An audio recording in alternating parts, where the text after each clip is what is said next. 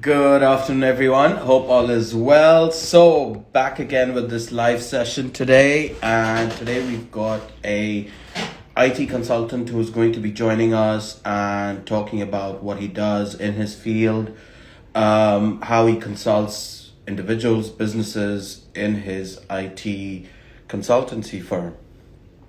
Um,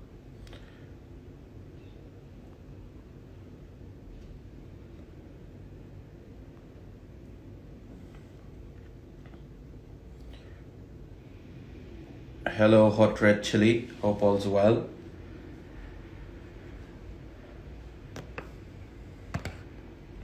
How's it going? Is there a lockdown in Kuwait right now, or we're all good?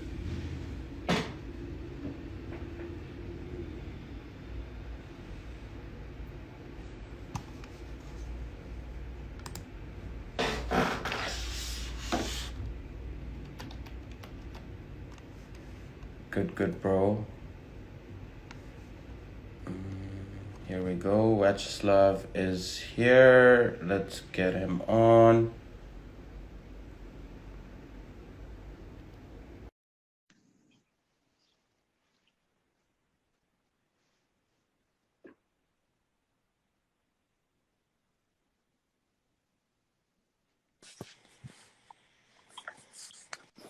Hello.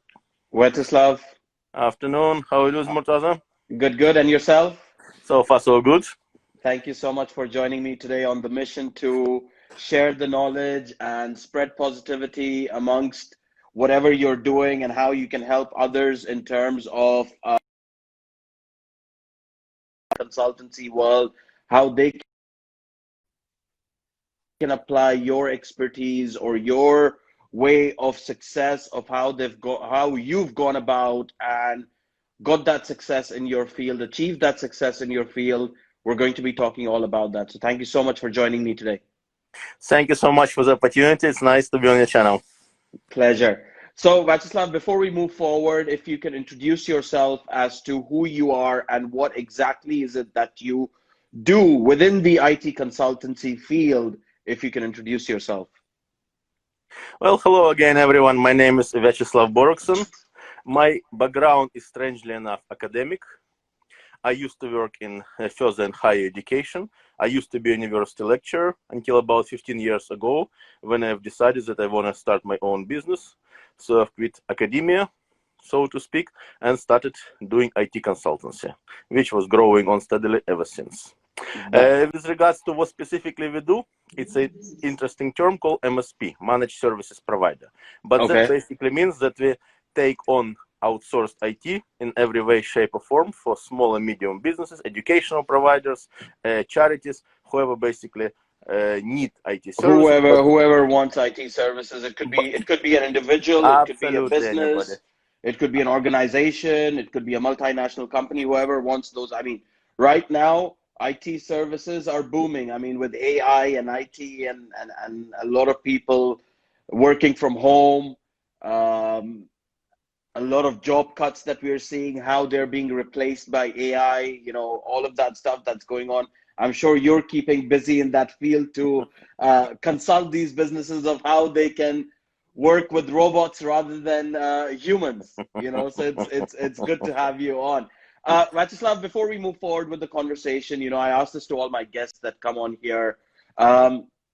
When we're growing up as kids, school going or college going, teenagers, however you want to put it, we see a lot of careers in front of us that inspire us to look at them and to build that aspiration to possibly be like them one day, whatever the field, whether it's an architect, whether it's a lawyer, an accountant, an IT consultant like yourself. You were a teacher as well. So did you ever think at that young age that you're going to be teaching at the university, you're going to be consulting in IT, or was it something totally different that you grew up with and then you ended up doing what you're doing today?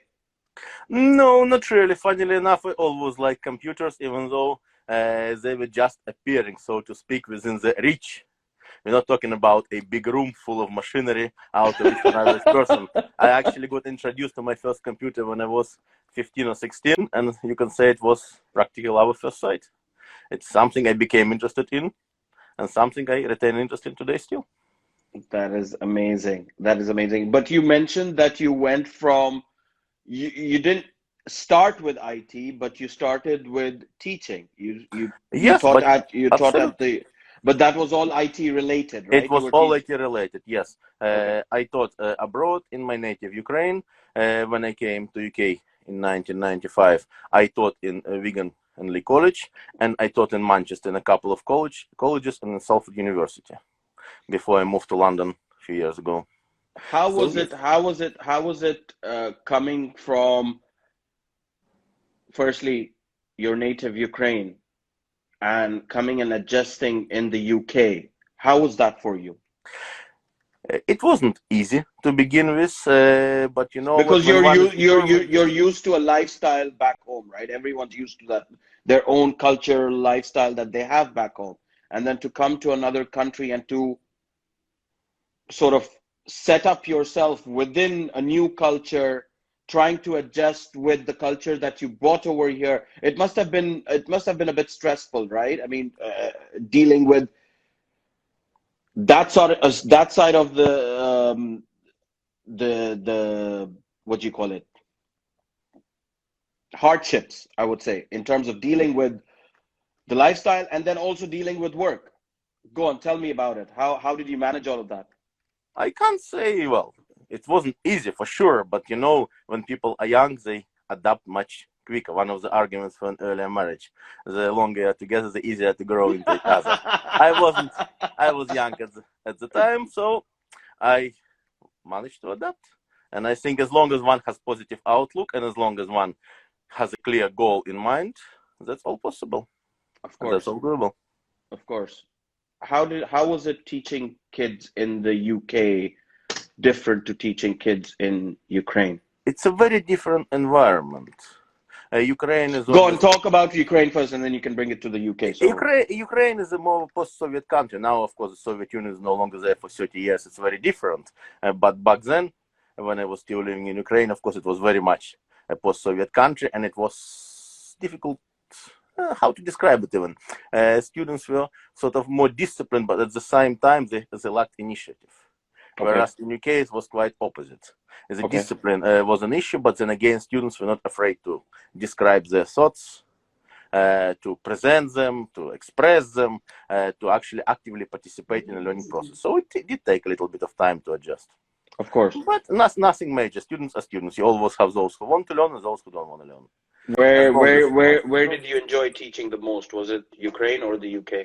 In the UK, I must say. Okay. UK is a much more enjoyable environment for I'm teaching. sure. But then again, the country has, United Kingdom has a huge educational tradition. Of course. I think it's the fifth largest export of the UK. Education is the fifth largest export that the UK government It's quite has. possible. I for sure know that English language education is very large export, so much that there's a special exemption of VAT. If you teach English, you don't actually have to, I believe, pay VAT. Don't remember exactly, but somebody Is told me that about in the UK or is that in Ukraine? in the UK. In the UK, Oh, yeah, yeah, that's amazing. That I didn't know about that. That's the first time I'm knowing about that. You yeah. don't There have to is pay. something about VAT exception for those who teach English, because obviously English is English. Of course, and the more you teach people English, the more they speak it, and the more it gets spread out in the world, you know. And today, I mean, it is one of the main languages that people conversate in, whether it's Ukraine, whether it's Pakistan, whether it's UK, anywhere in the world. The first language that you would speak to with someone if you don't know it is English, right? So, 100%. If your abs if your native language is not spoken, the first language you try is English. 100%. absolutely. So, coming back to your teaching career where you were a lecturer at university, how was it?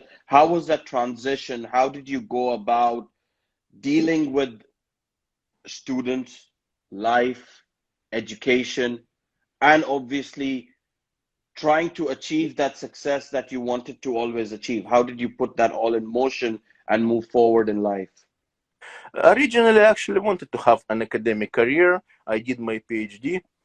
I really thought I would stay in academia, but at some point, a few years after I was already a seasoned teacher, a seasoned lecturer, I just thought, you know what? I want to try something different, perhaps. I was offering consultancy, but sort of on a sideline while doing university, whilst teaching and while having a career there. And then I thought, you know what? I might try it full time. So at some point, after academic year, finished. I was in Manchester at the time, teaching at Salford University. 2005, I thought, you know what, I'll quit doing that and I'll just try to do some business and see how it goes. I could always come back to academia if it didn't work, but then again, you like Of positive course, mindset, and so of did I. course. I thought it must work, and so as that's how I started. First doing some consultancy and opening a business a few years after that. You mentioned about doing two jobs at the same time. One is your consultancy and also the academic teaching that you were doing. How did you manage both of those? Was it really tough to sort of find the time to do your own business, or was it like you had the time that you could manage both the jobs at the same time? Well, I'm sure you're familiar with the saying that own business is working for yourself 80 to 100 hours a week so that you don't work 40 hours for someone else. Of So, course, yes, time is time, but then again, if you want to set up your own business, you know there is no time. You work as much as you're required to work. Thankfully, education, career, and consultancy are very closely related subjects. Very, okay. very closely. So Therefore, you didn't have to sort of you didn't have to put down one and go on with the other one. You could simultaneously do it and sort of work with the students and work with business organizations to provide your consultancy. thankfully, yes, because initially it was all about building the network, building connections, getting to know, getting people, getting to know how to run a business properly, acquiring contacts, basically networking. As Of with every course, business, that's where you begin. of course. And then when did the time come and why did you decide that, okay, you know what, now academic has to take a hold because I need to move forward with my business. I need to achieve my success. How did that transition come about? What steps did you take to sort of cut out academic education and stop teaching children, university kids, uh, and move on with your business? How did the transition come about?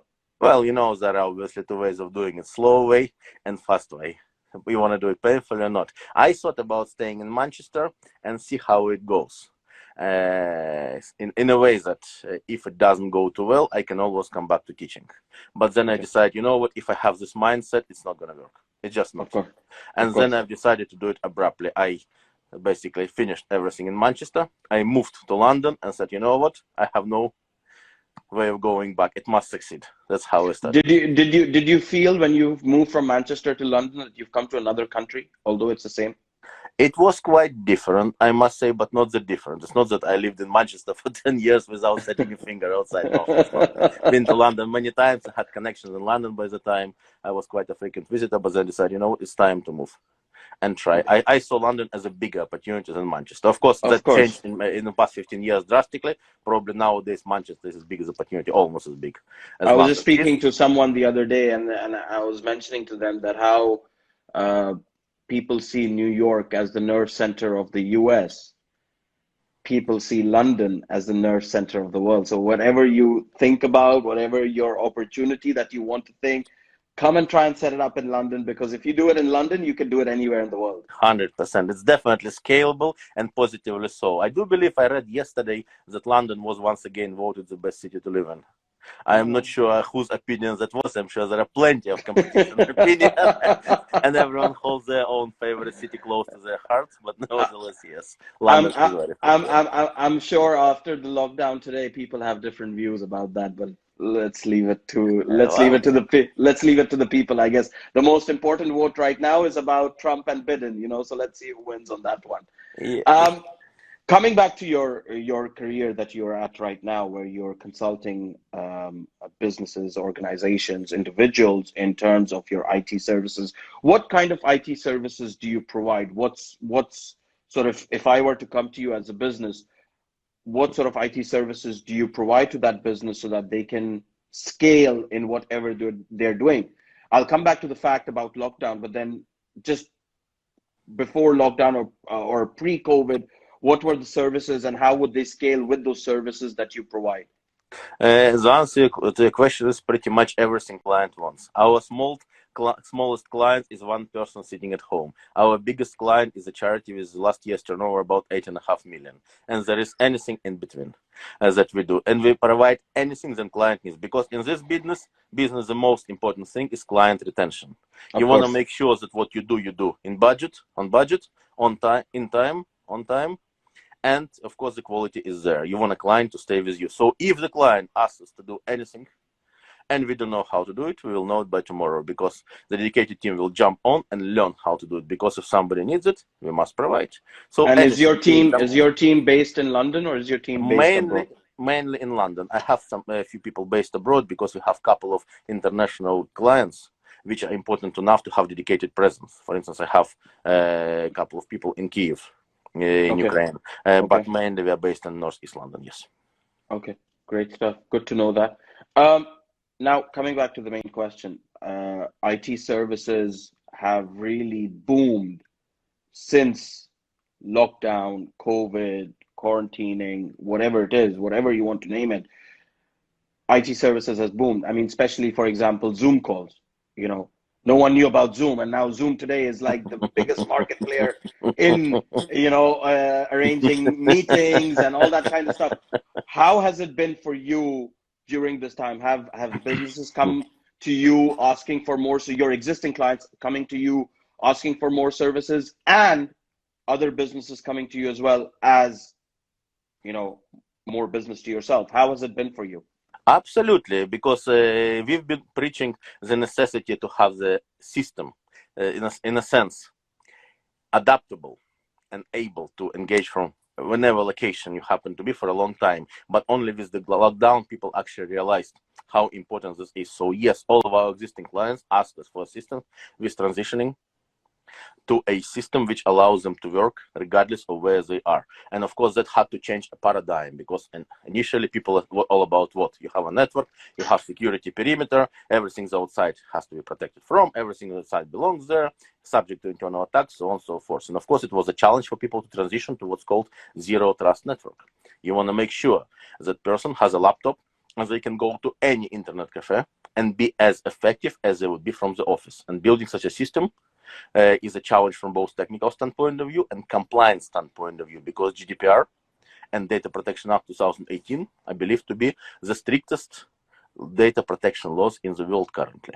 And of course, all the clients that we serve are more or less dealing with other clients. And we must make sure the data is protected without having a direct control of the hardware.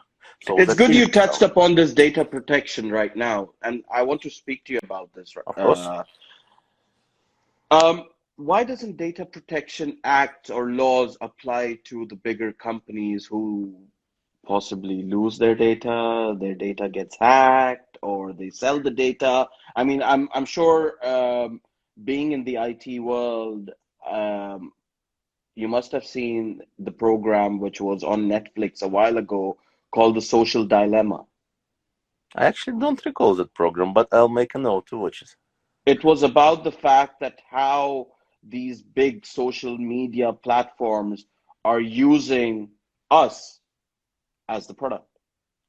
Of course, they're using us as a product. So they are technically selling our data to other Yes. companies. So why doesn't that data law or GDPR law apply to these companies, and why does it apply to businesses like us? What is the problem out here? Why is it the case that we have to signify everything according to the law, but then for the bigger companies, there's no law? Well, I'm sure you're familiar with the saying that if you are not paying for a service, then you're not a customer, you're a commodity, and you will be sold to a real customer eventually. That's how all social media companies work. Of course, nowadays we come to the age of big data, where data is more important than anything, more important than money, more important than connections. You have data, you have power, you have everything you need. The answer to your question is a difficult question, but the law does apply to everybody. But of course, bigger corporations, they have much more resources at their hand, and they can ensure compliance. And where they fail to ensure compliance, they can engineer their way out of it. I mean, you can have a look at Facebook, you can have a look at Cambridge Analytica. I'm sure those are very familiar words to people in the industry, on the scandal with data leak. Of course. Is the way standard, but nevertheless, no, it does apply to big companies. British Airways was fined, I believe, more than once, if I remember correctly, for data breaches. Whether they were fined to the full extent or not is difficult to say, because GDPR has huge penalties. They're talking about 20 million euros or 4% of global turnover, whichever is higher. So they have a lot of ability to And fine people. you bring in your expertise so that companies don't breach that law, Absolutely. whether it's for their employees, whether it's for their customers, whether whatever business they're doing, however they're doing with their clients, whatever it is, they don't breach that law. So your services provide that extensive sort of business analytics to them so that they can hold their data together and make sure that doesn't get leaked anywhere. Absolutely. Among other things, we offer what's called DPO, Data Protection Officer, as a service, because smaller businesses don't have to have data protection officer by law. Bigger ones, education institutions do have. However, smaller ones do not. And some people just try to save some money instead of getting a proper DPO assessment, and they fail at the first audit. So yes, of course, we help companies to audit their security practice. We highlight the vulnerabilities, and we tell them how to get rid of it. Because for us, obviously, protection of data is more important than anything. We work with some schools, with educational institutions. You're talking about thousands of Of children and their students. data. It Yes. must be Yep. absolutely protected, because safeguarding of children and data protection are the two cornerstones of this business. And that's why all my staff, including myself, are fully DBS checked. And we must make sure that we remain compliant above all else. So yes, of course, we offer such a service. And we believe it to be one of the most important services people should subscribe to. Unfortunately, people don't tend to think that way and ignore it, but data protection nowadays is probably more important than physical security. I would say having data protection is now on par with having antivirus. You want to have both. You do not want to have one more than the other. Yes, of course, viruses are there. They can physically ruin your data. It's easier to see the impact. It's difficult to see the impact from data protection. Yep. But it has a potential chance to ruin the business once and for all. People must understand that we live in an age of big data, and data must be protected. Of course. The big question, we're seeing a huge transition from human work to robotic AI work. And that's affecting a lot of employees in the UK who are in their jobs for whatever years, 5 years, 10 years, 20 years, 30 years, they've been doing the same job. And today they're being replaced by computers, by AI. What's your take on it? Is that the norm to move forward and get these people out of jobs? Do you think, is that why the whole reason of lockdowns and everything that's going on? Or do you think it's moving for the betterment of the world? AI in itself is a huge topic, and to discuss it in a few minutes is practically I know, impossible. You I can know, probably want to totally. have another life on that. I totally get it, but just a few thoughts on that of where you see the paradigm changing, whether it's going to change for good, or this is just a smaller transition that we're seeing. I do believe that one science fiction author wrote that humans think nothing of machines which are thousands and millions times stronger than them, but are very afraid of machines that is more clever than them. And that, I believe, applies. AI is a good thing, but it has to be kept in check. You cannot have AI rampant, in a sense. But then one person can keep that in check, right? Then you have a problem. That's a problem with AI. If you build an AI which inherently thinks like a human, it'll inherit all the problems of a human. And those measure of balances that has to be somehow preserved, because you cannot just have a cold calculating machine, because we're going to end up with the worst nightmare scenarios of science fiction movies. Yes, to answer your question, a lot of professions will disappear in the near future, but a lot of professions will open up. There is actually a list. You can see what was valuable 20 years ago, which people nowadays, children, don't even know about those things, and some things that might be valuable in 10 or 20 years. So yes, I do believe that AI will enhance our lives if we use it properly. And do you think that people who are out of jobs because of AI should sort of transition themselves into the AI culture so that they possibly don't lose their jobs or they don't have to go and find something else. Do you think that's a good, healthy transition to move towards, or just scrap that and move to something else? Every transition is painful. Everything.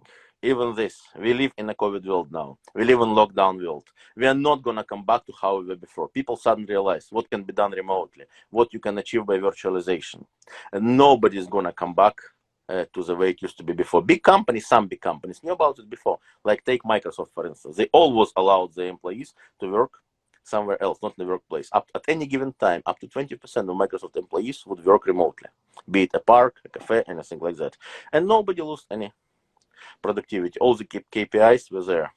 Same thing here. People need to adapt. They can, of course, choose. AI could be a good opportunity to learn something new. Could be an opportunity to add a bit of learning and stay in the current role or whatever AI does that role and modify it. But of course, there is no way of just ignoring it. People must learn. People must adapt just to be in line with times. That's a good, really good thought, that move yourself according to the time that you're living in, because if you don't, you will be left behind and you will be out of job and you will suffer. So Absolutely. it's a good thought that how you've put it together, that, you know, transition yourself quickly before the transition outpaces you, you And know. the easiest way of actually observing how transition works, because it's subliminal, it's not really observable. You want to observe it, you know what? Come to school, to any IT lesson, and you will see the same picture in almost all schools. Pupils teaching teacher how to use computer. Of course, of And course. that's an amazing sight to observe when you realize how quickly the youngsters pick it up Oh and how yes. well they it gets embedded into them, and they use it like a second skin. They don't even think twice. Whereas teachers struggle in the class and they actually tell them which button to press. It's I mean, if amazing you see sight. if you see my 3-year-old just telling me how to use YouTube, sometimes he's like, "No, press that button. It'll skip the ad." You know, it'll skip the ad, and you know, it's yes, it's an exciting sight to see that your child is moving up in life, but whether that technology is good for them or bad for them.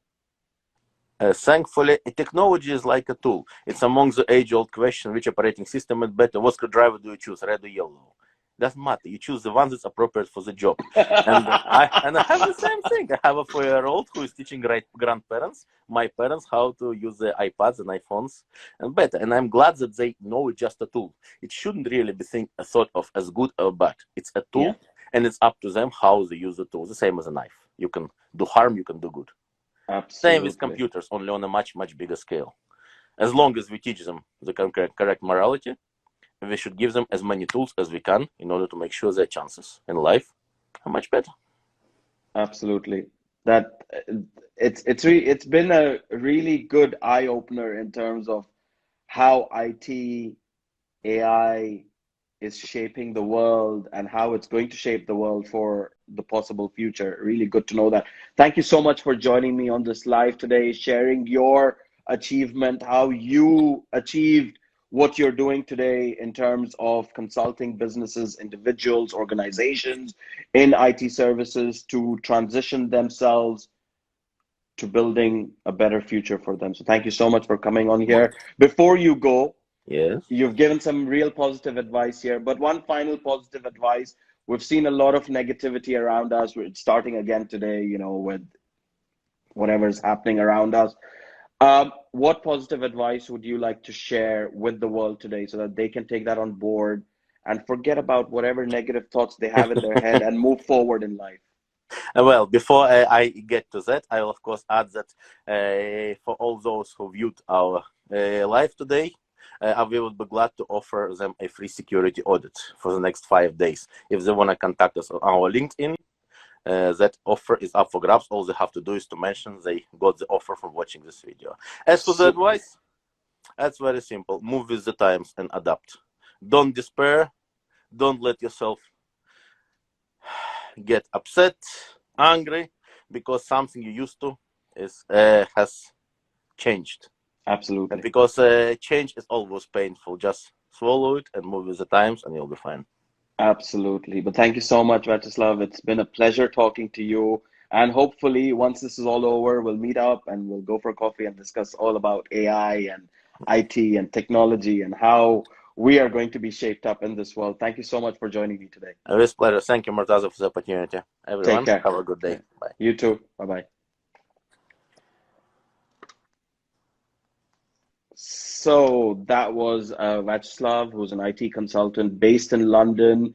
Do check it out. Check out his profile if you're looking for an IT service, consultancy service in terms of what he mentioned, GDPR, data protection, all that kind of stuff. They provide those services. Thank you so much to Vyacheslav for joining me. Thank you to all the viewers that tuned in. It's been a pleasure, and I shall see you again soon. Take care. Bye-bye.